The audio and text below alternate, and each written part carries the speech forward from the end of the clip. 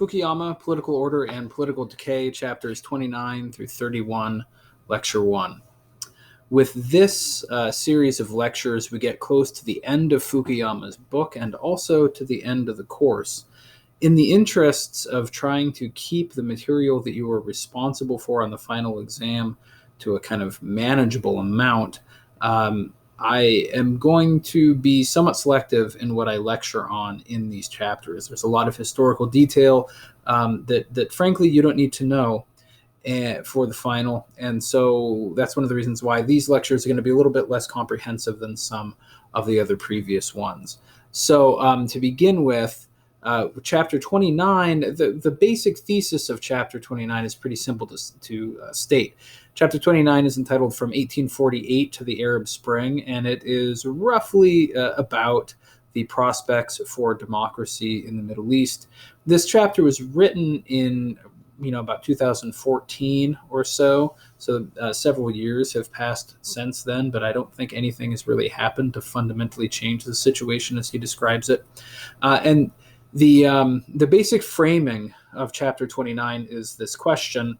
You had, beginning in the 70s and 80s, you had what was called the third wave of democratization. These were you could say, the countries that went democratic in the time sort of right around and after the end of the Cold War and leading up to that somewhat starting in the 70s. I think, frankly, I don't pay that much attention to this periodization, but the basic question they asked was, look, you had a lot of countries in Latin America. You had a number of countries that were formerly part of the Soviet bloc, and they went democratic during this time. So should we think of the Arab Spring as being the opening towards a democratization of the Middle East in the same way that you had these earlier openings in former authoritarian countries in Latin America and in Central and Eastern Europe? And the short answer is no. The argument he gives, and this is not unique to him, I remember seeing this in the political science literature almost as soon as articles could be published about the Arab Spring. It's basically arguing that the spread and then kind of the failure of the Arab Spring in 2011 is best understood not with reference to democratization in, say, Europe, but rather with what happened in 1848 in Europe. Now, as you probably recall, in 2011, you had a spread of pro-democracy, or at least, sort of anti-established government protests throughout the Middle East. And despite that, there ultimately was not a whole lot of political change. For the most part, you did not end up with open regimes in any of those societies, but rather a reassertion of some form of authoritarianism.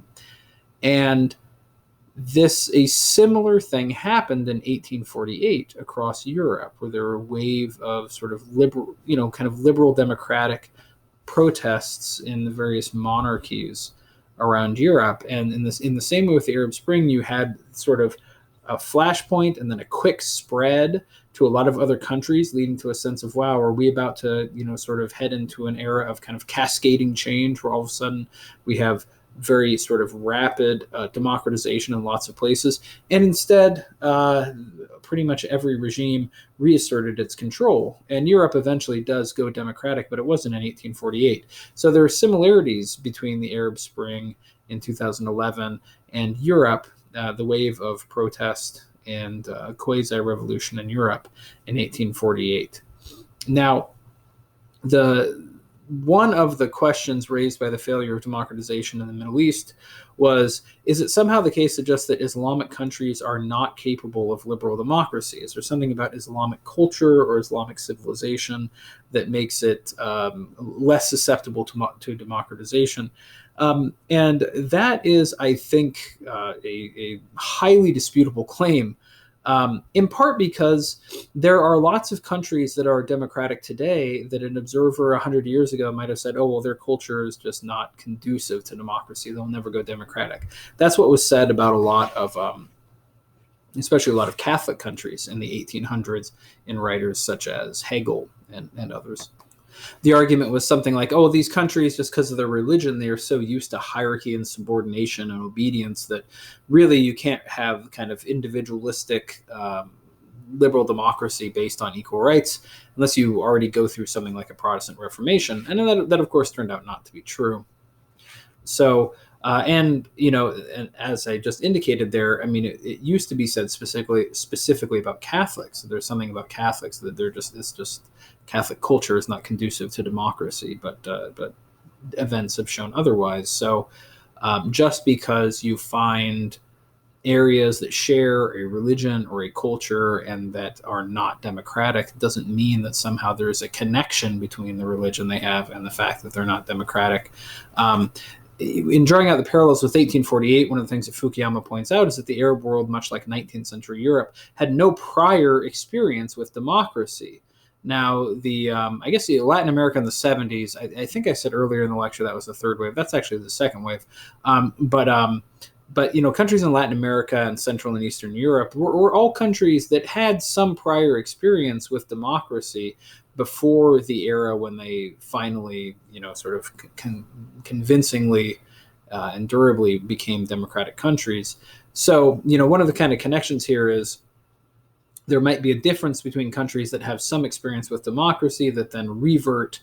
They might be more successful in coming back to democracy, whereas in a lot of these Arab countries, much as in Europe in the 19th century, a lot of these countries are pushing for democracy, but without having any kind of cultural memory of being democratic yet. So that can make the transition much harder. As in 19th century Europe, with the Arab Spring, the driving force was really social mobilization of a kind of nascent middle class that had been created by modernization and the spread of education. And importantly, as he points out, the gap between expectation and reality. And this is something you see in interviews with protesters involved in the Arab Spring. You can see it in the kind of the history books and looking at 1848. You had a situation where modernization, industrialization, urbanization, the spread of education created a group of people who had, so to speak, educational credentials that led them to believe that they should be fairly successful in life, but lived within a system that they found to be so corrupt and unresponsive that despite their education, they were stuck in stations that were kind of below their talents and below their dignity. And that gap between reality and expectation can really fuel revolt, especially when it involves the middle class. Now, some people say, oh yeah, but the difference here, of course, is between 19th century Europe and the Arab Spring is that you have this sort of politically militant Islamism. You have a kind of political version of Islam that complicates the picture. And that's something you didn't have in Europe. Religion was not really the driver in 1848. And that's true, but as Fukuyama points out, you did have the rise of nationalism in Europe, which itself kind of cross-cut some of the democratizing impulses. Some of the energies that initially aimed at democratic reform ended up getting sort of rechanneled into forms of nationalism that were actually conducive with authoritarianism. So yeah, there's not an analog to political Islam, a direct religious analog to political Islam in 1848 Europe. But that doesn't mean that these are disanalogous cases, because you could say in a way that nationalism in 1848 played the same kind of complicating presence that political Islam plays today in the Arab world.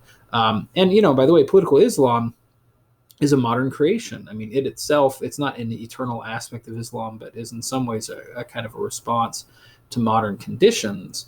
And so, in that sense, you couldn't say that there's something about Islam itself that makes it incompatible with democracy, even if there are anti-democratic strains within Islamism. So these are just a few things that he kind of throws out there, and I just wanted you to be aware of them, but that's all I'm going to say about now. I want to move on to chapter 30, which is called The Middle Class and Democracy's Future. And this is one of the most pressing questions, I think, at least of like first world political development today. Modern liberal democracy seems to presuppose a rather large middle class as kind of its stabilizing core element, but the middle class appears to be shrinking, and there are reasons to fear that it will continue to shrink. And so this raises the question of, to the extent that successful liberal democracy relies upon a social basis in a large middle class, what happens to liberal democracy when the middle class goes into decline? Now, as he mentioned, Marx's old prediction was that under capitalism, the profit motive would lead to economic growth, but it would also lead to the progressive immiseration of the proletariat, that in effect the rich will get richer and the poor will get poorer and the middle will get hollowed out. That had been Marx's prediction as far back as the 1840s. This would lead to crises of overproduction and so on and so forth. It would eventually lead to a proletarian revolution that would usher in a dictatorship of the proletariat to prepare the way for a fully communist society. So Marx's prediction was that the middle class would shrink, the working class would grow, the working class would grow poorer and poorer relative to the wealthy, and eventually they would be so miserable that there could be a revolution. And this really hasn't happened. It certainly hasn't happened the way he predicted. And when you ask the question why not, Fukuyama gives a handful of reasons. He says, well, what are some of the things that Marx got wrong here? Well, one is that obviously that the proletariat, the working class, actually got wealthier rather than poorer over the course of the 19th and 20th century.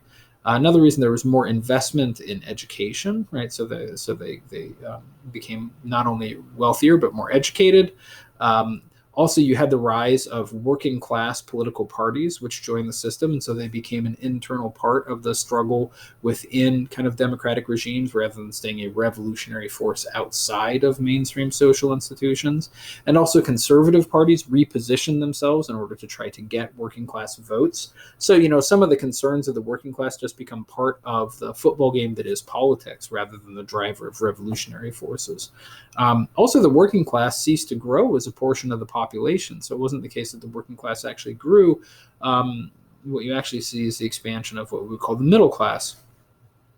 At the same time, sort of a more marginalized lower class emerged that wasn't necessarily aligned with the working class.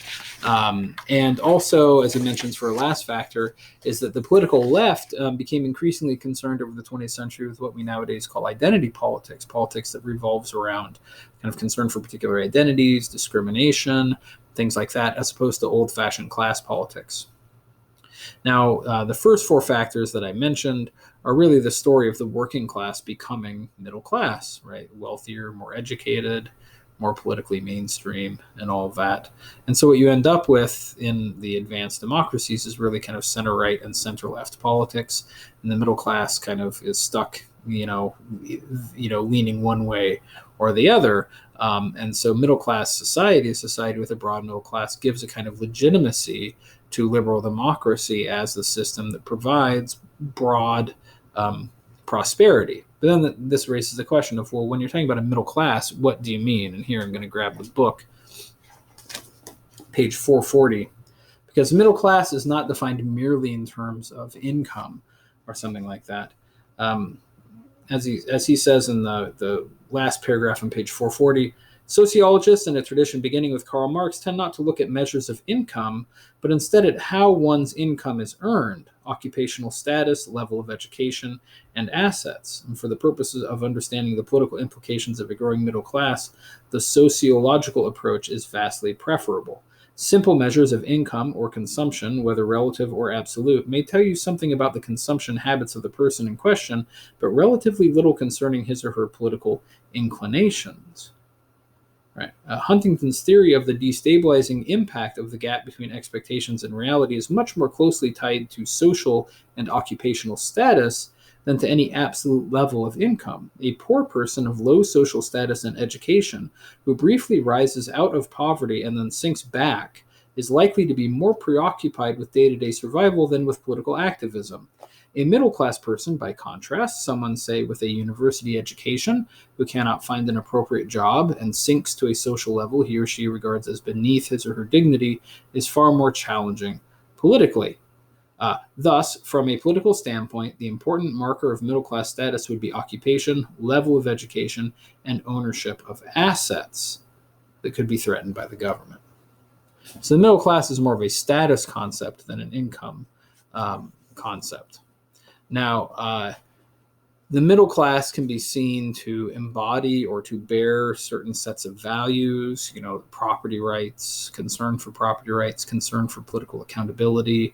As he says, the middle class is oftentimes associated with what are called post-material values, which is to say their political allegiances are oftentimes determined not by issues of the distribution of wealth and class politics, but by considerations regarding the affirmation of identities, fighting against discrimination against particular identities, so kind of civil rights, feminism, things like that, post-material concerns, environmentalism, and so on. So the middle class, right? It's more of a kind of status than an economic category, and the political concerns of the middle class go beyond merely material concerns to broader kind of symbolic or post-material concerns. Now, when the middle class is a small portion of society, as in China or Thailand or in Europe in the 19th century, the middle class can be very anti-democratic. It's not necessarily pro-democracy. It can be very anti-democratic, in effect, because a lot of times the bourgeoisie, the middle class, they don't want the lower classes to take their stuff.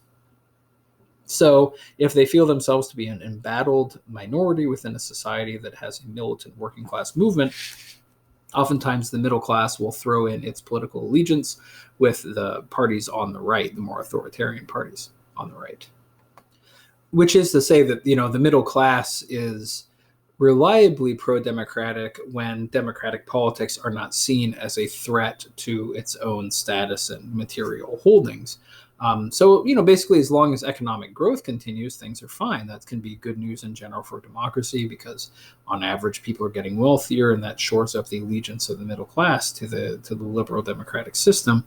But that growth, that economic growth, helps liberal democratic stability only when that economic growth is broadly shared, which is one of the problems that we're running into today of increased economic inequality.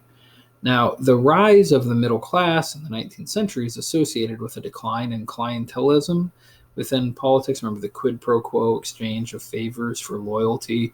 The middle class tends to be more associated with good government movements for greater transparency, less corruption, and the like. The middle class is harder to buy and is more interested in competent government or broader interests. Hence, the middle class has been a big proponent of civil service reform.